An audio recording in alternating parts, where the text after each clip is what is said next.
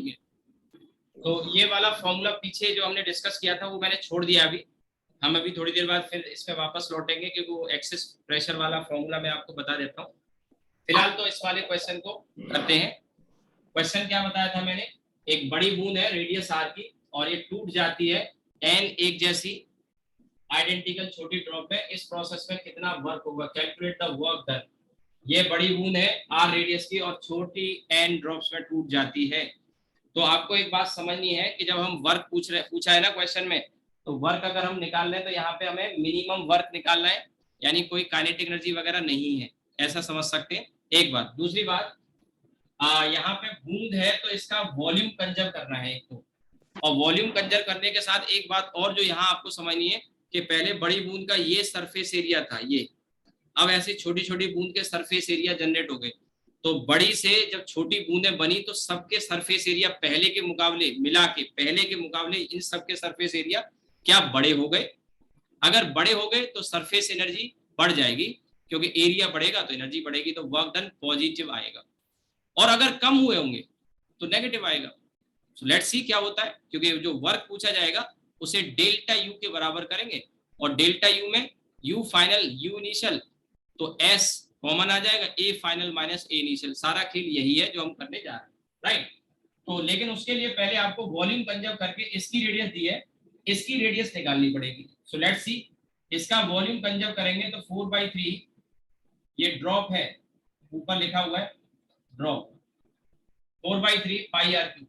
एक बूंद का 4/3 पाई, छोटी बूंद है तो स्मॉल आर ले लिया एक का, और ऐसी एन है तो वॉल्यूम कंजर्व हो गया 4/3 पाई, 4/3 पाई ये कट जाएगा, तो आर की वैल्यू आ जाएगी, आर की तो आर ये वाला नहीं चाहिए हमको, ये एन को इधर ले आते हैं, आर की ये वाली वैल्यू चाहिए, तो आर की value r cube upon n, और अगर हम क्यू रूट ले लेते हैं ये हट जाएगा, ये हट जाएगा, और यहाँ एन की पावर 1/3, एन की पावर 1/3, ये छोटी वाली बूंद की क्या आ गई, छोटी वाली बूंद की, कुछ बच्चों ने आंसर भेजा है, ठीक है, आर अपॉन एन की पावर 1/3, ठीक है।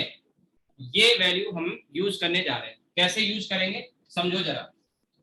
तो वर्क अगर मुझे चाहिए तो हम डेल्टा यू लिखेंगे, और डेल्टा यू को एस डेल्टा ए कह सकता हूं, और इसे डब्ल्यू को एस कॉमन ले लें तो A final minus A initial, A final minus A initial, इसमें से एस को यहीं छोड़ देता हूं, फाइनल सरफेस एरिया, तो एक बूंद का सरफेस एरिया होगा 4 पाई आर स्क्वायर, एक का surface area 4 pi r square, और ऐसी एन बूंदे हैं तो टोटल सरफेस एरिया आ गया, माइनस माइनस छोटी वाली का, सॉरी ये थोड़ा गलत हो गया, 4 pi small r square, small r छोटी बूंद है ना, और एक छोटी बूंद का और एन है, और इधर इनिशियल में एक ही बड़ी बूंद थी 4 pi r square. I think यहां तक तो कोई दिक्कत है नहीं।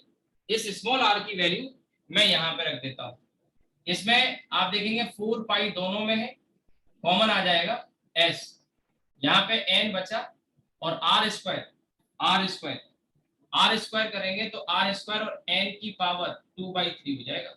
आप देखिए ना, आर स्क्वायर, इसका स्क्वायर और इसका भी स्क्वायर हो जाएगा, इसका भी स्क्वायर हो जाएगा। आप समझे हो मेरी बात को, ठीक है। तो ये अभी फिलहाल तो मैं इसको हटा देता हूं, ये 1 ही रहने देता हूं। तो यहाँ पे हमने रखा आर स्क्वायर अपॉन ये, और माइनस का आर स्क्वायर, ठीक है। आर स्क्वायर कॉमन आ जाएगा, और एन डिवाइडेड बाई टू की एन की पावर 2/3। सो हमें फाइनली ये मिल गया, आर स्क्वायर बाहर आ जाएगा इंटू एस, और एन डिवाइडेड बाई ये करेंगे तो एन की पावर 1/3 माइनस 1, ये आपका वर्क डन आ गया, ठीक है। मैं इसी फॉर्मूले की आपसे बात कर रहा था कि ये फॉर्मूला आपको याद रखना है। एक सेकंड कुछ,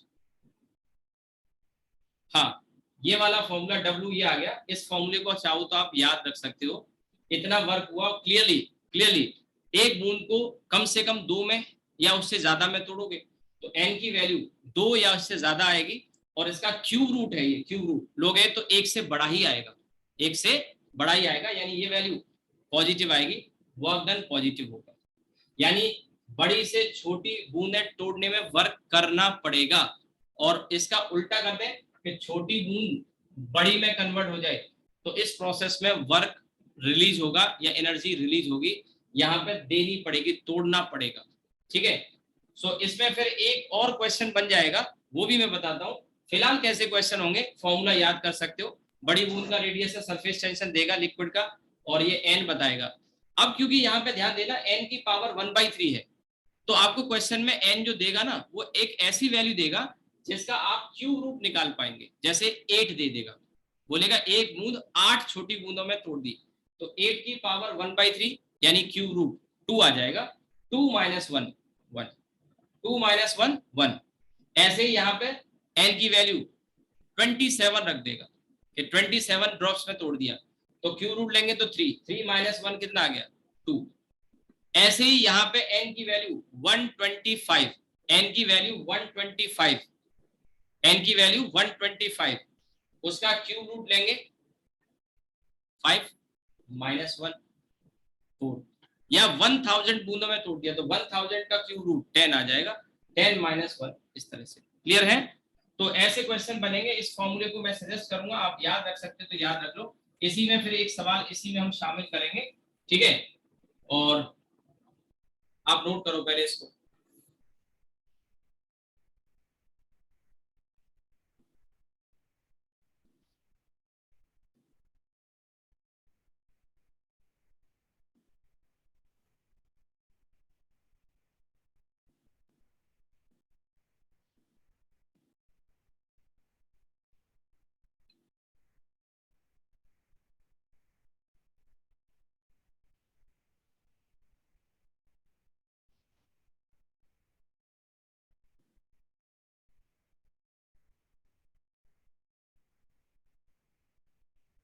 ठीक है, स्क्रीनशॉट ले लो चाहो तो।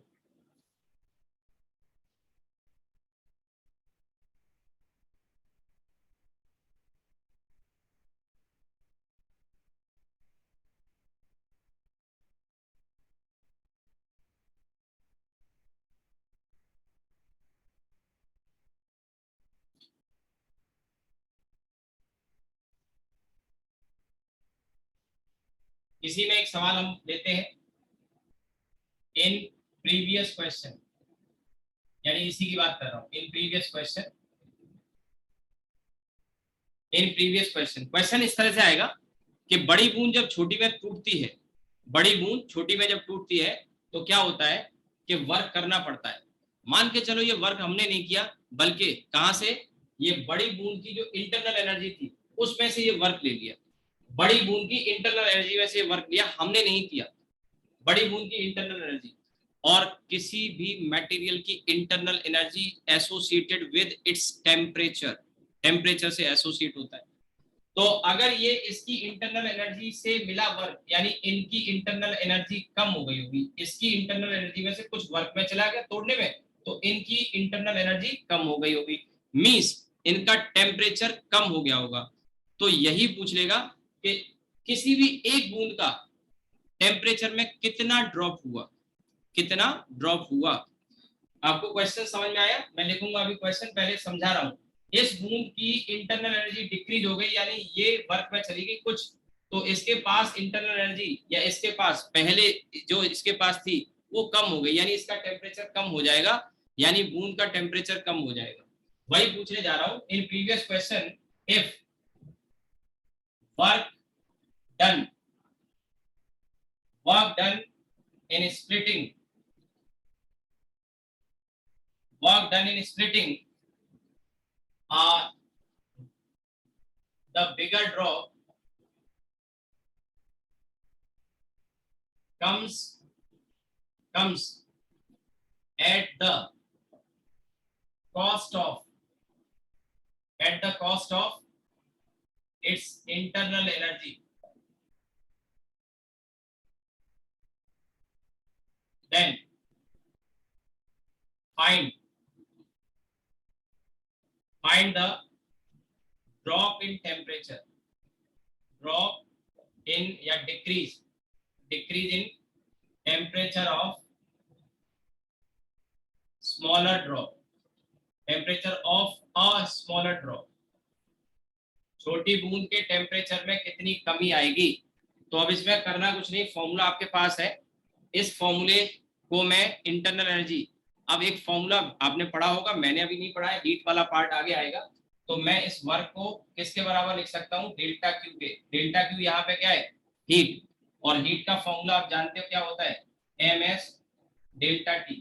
हीट का फॉर्मूला होता है एम एस डेल्टा टी। तो यहाँ पे मैं आपसे क्या डिमांड कर रहा हूँ, delta T, change in temperature. Mass ध्यान रखना, यहाँ पे जो है टोटल बूंद का जो मास है वो यहाँ कंजर्व है, तो ये पूरा बूंद का मास आएगा सभी का मिला के। तो जो मास पहले था वही तो बाद में, मास में तो कोई लॉस हुआ नहीं। अब आपके मन में आ सकता है फिर एक बूंद का, अरे भाई ये जो एनर्जी थी ना, ये जो कमी आई है वो इन सब में शेयर हो जाएगी ना, तो मास हम जो लेंगे वो टोटल का लेंगे, टोटल का। तो पहले आप इसको लिख लो क्योंकि मुझे थोड़ा सा स्पेस चाहिए, और स्पेस चाहिए तो सॉल्व करने के लिए मैं ये स्पेस के लिए ये मिटा देता हूँ। तो अब यहाँ से आप देखेंगे, मैं लिख देता हूँ यहाँ पे, इसको भी मिटा देता हूँ, नोट कर लिया होगा आपने, ये अभी रखते हैं आगे के लिए। तो ये आ गया 4 पाई आर स्क्वायर एस, और ये n की पावर 1/3 - 1, ये इसके बराबर m, और m को कैसे लिखेंगे, 4/3 पाई आर क्यू। ध्यान रखना इसका मास या इनका मास है तो बराबर ही ना, तो मैंने बड़ी वाली का ले लिया क्योंकि यहाँ आर स्क्वायर, तो 4/3 पाई आर क्यू, और ये रो, रो का मतलब समझ लो density, 4/3 pi r cube rho, density mass into s into delta t, ठीक है,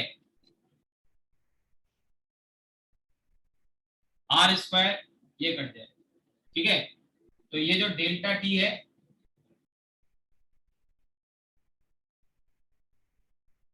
डेल्टा टी ये चाहिए था हमको, तो ये 3 इधर आ जाएगा, एस एन की पावर 1/3 - 1, और 3 इधर आ गया, एक आर भी बचा है यहाँ पे, और रो बचा है, एस बचा है। एस आप जानते होंगे, एस को स्पेसिफिक हीट कैपेसिटी कहते हैं, ये फॉर्मूला हम आगे हीट में पढ़ेंगे भी। एस को स्पेसिफिक हीट कैपेसिटी, एम मास और डेल्टा टी। तो ये हमको 4/3 पाई आर की वॉल्यूम इंटू डेंसिटी इंटू ये, तो 4/3 पाई, 4/पाई 4/पाई आर स्क्वायर से एक चला गया, एक आर बचा, यहाँ 2 है, यहाँ पावर 3 एस, तो 3s n की पावर 1/3 - 1 आर रो एस। ये टेम्परेचर आ गया जो डिक्रीज हुआ, ये टेम्परेचर आ गया जो डिक्रीज हुआ। और आपने देखा है आजकल गर्मी में आप लोग जैसे कोचिंग से जाते हो घर, ठीक है, गर्मी बहुत होती है, तो हो सकता है आपको नहाने का मन होता हो, तो नहाने के लिए दो तरीके भाई, भैया तो मग्गे से पानी डाला जाए या शावर ले लिया जाए। और आपने देखा होगा शावर में अगर आप नहाते हो तो ठंडा पानी महसूस होता है रिलेटिवली, एज मग्गे से पानी डालो। उसका कारण क्या है कि जो बड़ी बूंद है ना, जब छोटी छोटी में टूटती है तो उसकी इंटरनल एनर्जी कुछ कम हो जाती है, तो शावर का पानी का टेम्परेचर रिलेटिवली ठंडा होता है। अब गर्मियों में तो अच्छा लगता है शावर लेना, ठंडी में कभी शावर लोगे, नहीं लोगे, भले ही गर्म पानी आ रहा हो लेकिन शावर प्रेफर नहीं करोगे क्योंकि वो पानी का टेम्परेचर थोड़ा सा डाउन हो जाएगा। और एक एग्जांपल देता हूँ, जैसे कभी आप सैलून में जाते हो बाल कटाने के लिए, तो आपने देखा चेहरे पे भी स्प्रे कर देता है, बालों पे तो करता ही करता है, तो चेहरे पे बड़ा अच्छा लगता है। और गर्मी में कभी सैलून में जाओ तो उसको कह भी देते भाई थोड़ा सा चेहरे पे मारना, स्प्रे करना, तो छोटी छोटी बूंदें ड्रॉप्स आती हैं, तो उसका टेम्परेचर क्या हो जाता है, कम हो जाता है। और बताता हूँ, डीओ तो आप लगाते ही होगे, गर्मी में पसीना आता है, स्मेल रिमूव करने के डीओ लगाते हैं, तो आपने कभी जैसे डीओ लगाया तो उसमें से डीओ में से जो स्प्रे आता है छोटी छोटी बूंदें आती है, तो टेम्परेचर ठंडा लगता है कि नहीं लगता है, ठंडा, छोटी छोटी बूंदें निकल के आती है क्योंकि टेम्परेचर रिड्यूस हो जाएगा। तो ये रियल लाइफ एग्जांपल मैंने कुछ आपको दिए, आप इसको नोट कर सकते हैं, इसी से रिलेटेड था क्वेश्चन, ठीक है। थोड़ा सा और पढ़ लेते हैं, एक्सेस प्रेशर का बता देता हूँ, टाइम तो वैसे हो गया मेरे ख्याल से, और ये वाला अभी रह गया, एक्सेस प्रेशर मुझे बताना था, कोई बात नहीं, फॉर्मूला आपने लिख लिया होगा, इसमें P1 P2 P की वैल्यू कैसे लिखी जाती है इसका मैं एक आइडिया आपको दूंगा।